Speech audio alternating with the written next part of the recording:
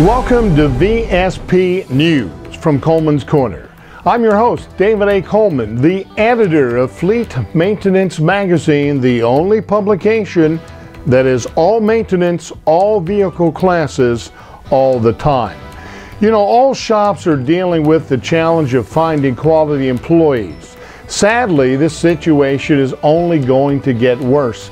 The U.S. Department of Labor estimates that approximately 110,000 new heavy vehicle and mobile equipment service positions will be added by 2016. There's going to be an even greater demand resulting from the large number of aging baby boomer service technicians who plan to retire in the next 10 to 15 years. Now, one good supply of potential technicians is the military. That's the word from Mike Anderson of Collision Advice, a company specializing in consulting for the collision repair industry. He notes this one particular resource for finding them. Every military branch actually has a website where veterans that are departing from the military can post their resume, and business owners or prospective employers can also post help wanted ads. Here is Anderson with some details on an Army program that he has found to be a very good source of finding employees. One of my favorites is the ACAP program, the Army Career Alumni Program. And that is a website or program that the military has to assist veterans or departing veterans from the military in finding a placement for a job.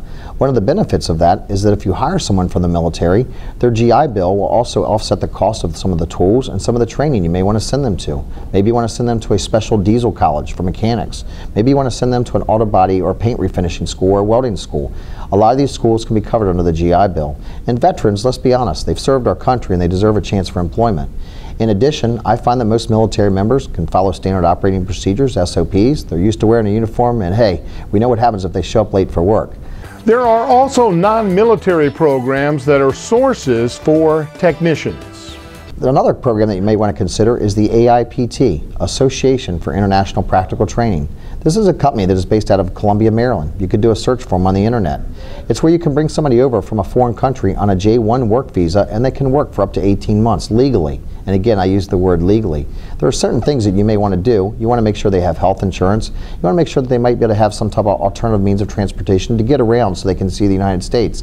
But I find that a lot of people in other countries, whether it's Europe, South America, or Asia, they all still have the dream to come to the land of opportunity. And because of that, we might be able to provide them an opportunity where we can utilize their tools and talents, but also we may be able to teach them a few things as well. Collision Advice's Anderson offers a few more sources that are good finds for employees.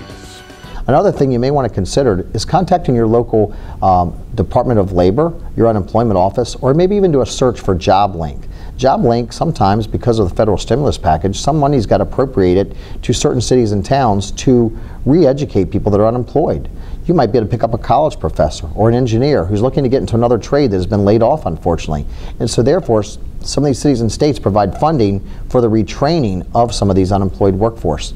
One of the bad benefits of that is they automatically can do aptitude testing, and they also can do some drug testing. So maybe you might want to do a search JobLink. It doesn't exist in every city, but it might be in yours. The most valuable resource of any business is its people.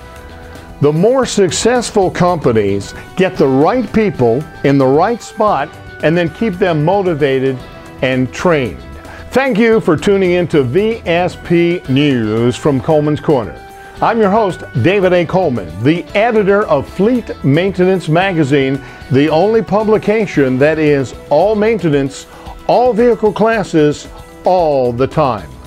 Until our next broadcast, keep up with everything that is going on in our industry by visiting Fleet Maintenance online.